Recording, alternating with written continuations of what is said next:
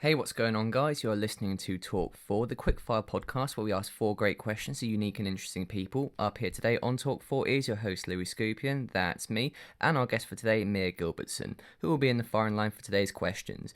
Mia, please introduce yourself and give us a quick rundown of what you do before I shoot some questions. Of course. Thanks for having me, Louis. I'm Mia. I work for WakeUp Pueblo, and I'm the director of strategy. So what I do for the most part is bridging the gap between creative work and marketing to create a comprehensive content marketing package for our clients. That's absolutely fantastic. And can I just say how cool it is to see someone on the podcast? I was watching literally on TV just a couple of months ago with family. So yeah, if anyone hasn't seen Undercover Billionaire and doesn't know who this person is, I suggest you get onto that right now because it's a fantastic program. And oh my God, this is crazy.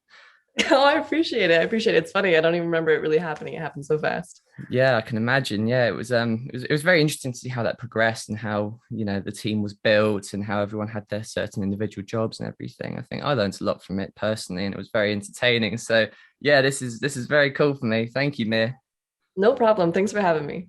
Brilliant. So as we know, we're going to be asking four questions to Mir today. So without further ado, let's get on with question number one. I really want to hear what you have to say. What would you say are the most successful marketing methods for signing up new clients? Is it about advertising, in-person communication, or other? So as a marketing agency, you're talking about getting clients for us, correct? Yeah, for marketing agencies or people who provide a service to people or businesses and brands. Perfect. So what I would say is it kind of depends on the type of marketing you do. Mhm. But the very most important thing that's been helpful to us is nurturing. So what a lot of people do, right, is they're going to focus on the upfront ad. That's just saying, here, this is what the deal is, or this is what the service is. And that's really great. But without nurturing, you also have to have a greater labor on the sales team because the sales team is working so hard to get them convinced or persuaded that they need the product. They might be interested enough to inquire, but it's still a pretty hard sale. Whereas if you do a lot of nurturing, which could be with retargeting campaigns or even just content marketing, that's what gets the consumer to the point of absolutely positive that they want to buy and all their questions are already answered. So that decreases your time of sale. And I would say if you're like a brand looking for having other like avenues like influencers, I would say it still comes down to nurturing. It still comes down to representing your personality, representing your values. And what that comes down to is a lot more, it takes a lot more effort and time, and it takes a lot more authenticity because just an ad of saying like, here are the numbers, that's really nowadays it's less common that people are convinced by the numbers and more common that people are convinced by the motive, the influence, the like the impact. I love how you put that. Actually, it's very true. Um, how would you define nurturing in that sense? So you would say it's probably more about having that kind of personal touch with what you're doing, what you're selling, and how you communicate with your clients and stuff, or is it more to do with sort of the retargeting and putting a bit more time and effort into sort of getting things in front of people? How would you define nurturing in business and with getting clients? That's a great question. I would say again, there's a couple different types. So there's the digital form of nurturing, which is again the exact same funnel of top funnel, middle funnel, bottom funnel of hitting them with interest, then hitting them with the power of it of like, this is how it works, this is what it is, these are the feature benefits, and then closing with this is exactly how you benefit, and then kind of sweetening the deal in some sort of way. That's one way to nurture because you're hitting them repeatedly. If they watch one full part of the video, then you hit them with another part of the video. Now you're making sure that they have all the pieces of information. Mm. But there's more personal and direct ways to nurture. So that could be email campaigns, that could be even like direct messaging, like saying, hey, we just watched this video. This kind of will explain maybe some of your frequently asked questions that our other customers ask. Here's a testimonial that shows, someone that uses our services that is very, very satisfied with what we do. Those are all things that way you don't have to be on one phone call or two phone calls. That's very overwhelming, not only for the salesperson, but also maybe for the buyer. Mm. Sometimes, that's when you risk getting cold feet. That's when you risk people maybe getting a little too nervous about the numbers. There's taboos in those conversations and like Sure. pressure where there doesn't need to be. So you could do it directly. You could do it through a retargeting campaign, but the philosophy of nurturing is just being present and informing your consumer in a way that's less pressure. Cool. It's a fantastic subject to talk about this, actually. I did want to ask one more thing, just for my own personal benefit as well. When you're talking about kind of retargeting and stuff, how much is too much? Kind of when is pressing too much? When is it kind of almost too aggressive in a sense. Because I was listening to one of Grant Cardone's webinar events actually. He was talking about kind of an omnipresence where you kind of press from all angles and you're everywhere on all the platforms and everything. You're trying to be in front of the person you're trying to sell to as much as possible. So what do you think is kind of too much in the sense of nurturing in marketing and with getting your products in front of people? That's a great question. Definitely, if you ask Grant Cardone, he's going to say there's no such thing as too much. There's no such thing as hitting someone too often or being too many places. What I would say the only type of invasive retargeting that I would consider immoral is probably going to be the illegal use of data or the invasion of your privacy, taking information that maybe you weren't supposed to have as a marketer, but then exploiting that to make sure that we're a little bit more present in your life. Everything from, everyone likes to talk about how like, oh, I was talking to my dad about this massage chair. I never looked it up. I never did any sort of research, but then I got hit with an ad. Now there's definitely different theories about how that happens, but there's definitely a side of marketing that can be very dark. There's definitely an invasion of privacy, and that's when it gets too much. Yeah. But in terms of hitting a consumer too often, the philosophy is that yes, you might annoy some people, but in most cases, you're going to convince more people than you would if you hadn't. So the net benefit of losing a couple people or creating a couple haters versus the amount of reach that you get, brand awareness, then also finally getting someone to that tipping point of buying, it's going to be a benefit for sure. Fantastic. Thank you so much. Really good answers, actually. So let's move on to question number 2 now, get onto a new subject. Before you and the team knew Lewis Curtis was Grant Cardone, what did you notice about him that stood out for you the most? Personality traits, actions, or other? Yeah, I would say the first thing that, I mean, if anyone watched the show, they know that me and Lewis had a bit of a clash, but it was because I just noticed that there were certain things that didn't line up. He would say things that didn't match up with my perception of him, or he would say, like he would give us all this advice, say like, this is what you got to do to improve your business. But then when I asked like, hey, what have you done? Like what resume can I look at to say, I should trust this guy? And there was nothing. But in terms of like the personality traits, as I started to work with him, he was definitely the most fast-paced person I've ever met. And that's the biggest thing I took from him, is that he was steadfast and impatient in many ways. And that rubbed me the wrong way, but it got so many incredible things done. And it moved us, like it, I would say, accelerated the progress of WakeUp Pueblo in ways that I don't think I could ever imagine.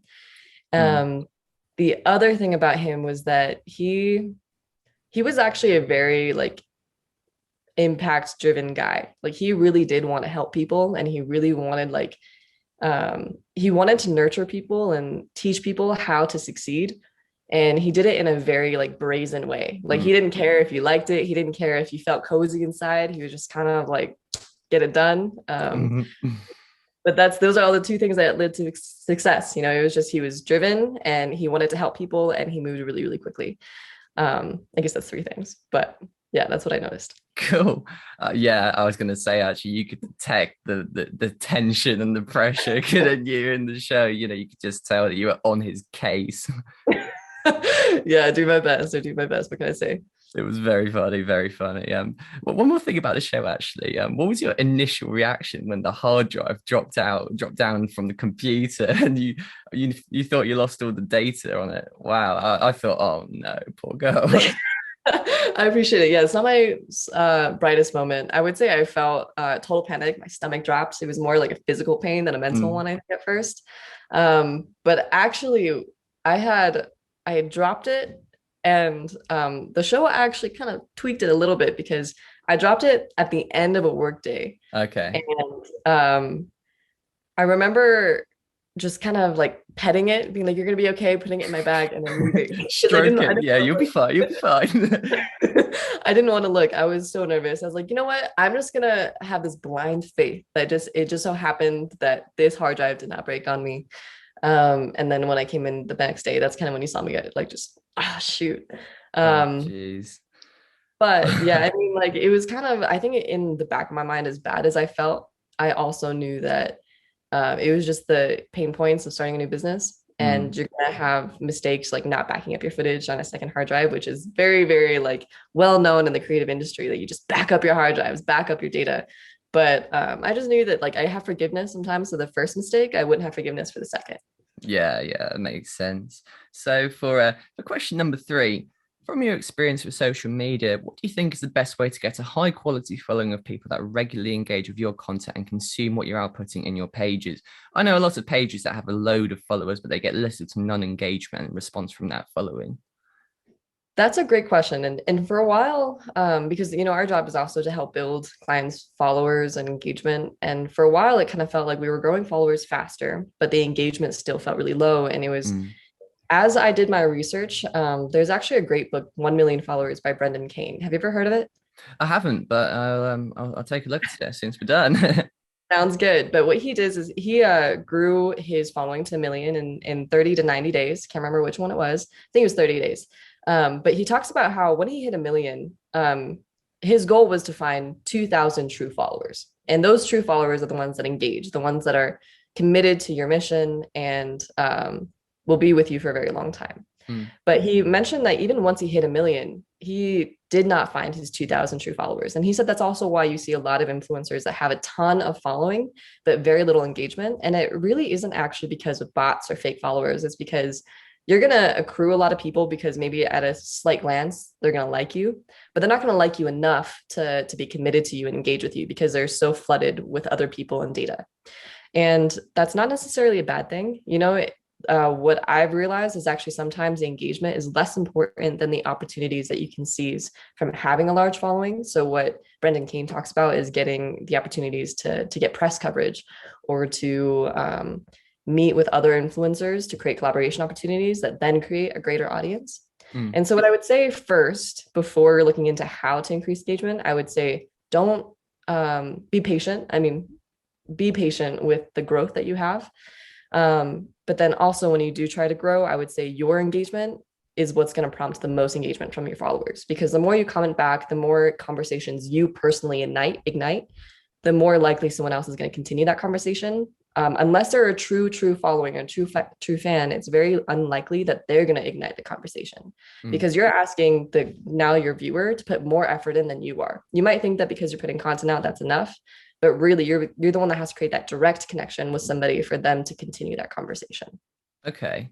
And for a page that's based around a business or a product that doesn't really have kind of a face or personality behind it, what would you say are kind of a couple of pointers maybe to build that sort of engaged and loyal following with people when you don't necessarily have that kind of trustworthy face and nice kind of attitude on camera and stuff to put behind it? Would you say that businesses in general should have a face of a business more, perhaps? Or do you think maybe it's more about sort of posting testimonials, posting reviews, posting sort of, the jabs and then the right hook later with the sale in that sense? A little Gary V, shout out Gary V there. I love that guy, right? Yeah, it's brilliant. But yeah. What do you think about that? Do you think it's kind of, a case of posting sort of the brand equity posts as well, not just the sales and the products and this kind of thing? How do you build that loyal following from a brand perspective? That's a great question. I mean, there are some visual products that speak for themselves. When you think about anything that kind of has an artistic tinge to it, I mean, all those things can kind of do well on its own. So when you watch maybe like if you go to Hydro Flask Instagram or something like that, you'll just see, the Hydro Flask. And for some reason, everyone's so drawn to that image that it's not necessarily a big deal. However, what I would say is that in most cases, you can still take on a brand personality without having to have a face. So a great Mm. example of that is Wendy's. You'll see Wendy's replying on tweets, being very, very, Yeah, I've I would seen them. say, Some yeah, roasts going on there. yeah, so it's very witty, but you don't necessarily associate a person or a face. So if, a brand is concerned that, maybe the CEO is like, I'm not photogenic or I don't have that charisma that maybe some of these other personalities have, that's okay. You can still create a personality for the brand that's disassociated from who you are. Mm. That being said, I would say that the strategies I would use is if you have a great visual product, you don't necessarily need to worry too much about taking on like a personality. You could just let the product speak for itself. But in most cases, as we kind of spoke about earlier, people want that connection to the brand. They're going to look at social responsibility. They're going to see if the companies are acting in a moral way, putting money towards a ethical, cause. But then they're also going to look at, is this someone that I want to support and want to buy on? Because people are putting more power behind their dollar, saying now, it's not just about who I vote for, not just about who, like I like, it's about who like I want to succeed. And that is going to require a little bit more transparency, a little bit more authenticity, because people are recognizing, like, something I like to talk about is people will notice they put on a certain race, but they don't support that race or cause. So they'll say, oh, I saw you put, a gay couple in there, but like, are you guys actually just using us for our buying power? Or are you actually a proponent or like a supporter of what we do? So then if they look into your, support habits or like monetary habits, they're going to realize, actually, you donated to this anti, gay or anti-Black, cause or, charity. Like any of those things people are paying attention to. And more as people get access to that information, and as more maybe like journalists put other companies on fire for those things, the more interest it piques. And so I would just say, almost for any company, it's the new way of the future, especially if you want to be large, like if you want to be a mega giant, it's going to take that extra effort. Brilliant. I think what I'm taking away from that is that really it sounds to me like brands and businesses need to have the same qualities as you would in real life in person when you talk to someone. So, being true to your word, being honest, having that sort of accountability for your actions, and just being in general good in the ethics and the morals side of things as well. And that's kind of what would build that relationship and that trust with your customers, even if you don't have a face to put behind it. Absolutely. 100%. Brilliant. Cool. So for question number 4 now, our final question. When you're in a market that's competitive, what should businesses be doing that will give them the biggest edge over their competitors and get their products sold, even if it's not the best? So I'm going to be very transparent on this one, because my form of marketing isn't actually for the direct sale or for the immediate sale. So, like content marketing is a little bit more of the longer game, whereas other strategies like digital advertising or traditional media like TV and radio are definitely going to make you that immediate sale. What I would say is definitely do your market research. That's really where everyone should start in terms of finding that competitive edge, because what a lot of people will do is they're going to say, oh, digital marketing is the way of the future, so I should invest in digital marketing. However, if you have maybe a more traditional product that tends to have a more traditional audience, where you are looking at consumers that mostly consume TV and radio and newspaper and aren't necessarily on social media, then I would say that's where you should put your marketing dollars to get that edge. Even though there's maybe new and innovative technology. What I would say though, what we find especially helpful for our own products that we sell at WakeUp and at Snooze Mattress Company, we found that retargeting and finding these other data aggregation companies that can really find an audience profile, find out all their ethically, find out what their buying habits are and what their I would say like their profile in terms of what they consume, what their interests are, what kind of music they like, all those things you can get data on ethically, and then you can re-hit them wherever they're at in the digital space. But again, you have to look at which space are they operating in. Cool. Yeah, that makes total sense, actually. So now, before we call it a day, it is time for the shameless plug. Mia, feel free to take a minute and promote anything you're working on, want people to take a look at, or just something you believe in. Well, I would say you can go to WakeUp Pueblo. That's where you could find a lot of the work we do if you're ever looking for marketing. But the other thing is we actually have a 10x boot camp happening in January. Ooh. So tickets are also available in the link in the bio, or if you go to wakeuppueblo.com. Fantastic stuff. And shout out for you as well. Anyone who hasn't seen Undercover Billionaire definitely needs to get onto that as soon as possible. What a great program. What a brilliant thing to watch. Well, I appreciate it. Brilliant. Mia, thank you so much for joining me today for the Talk4 show. It has been an absolute pleasure. Of course. Thank you very much. Signing off for now, guys. See you in the next episode.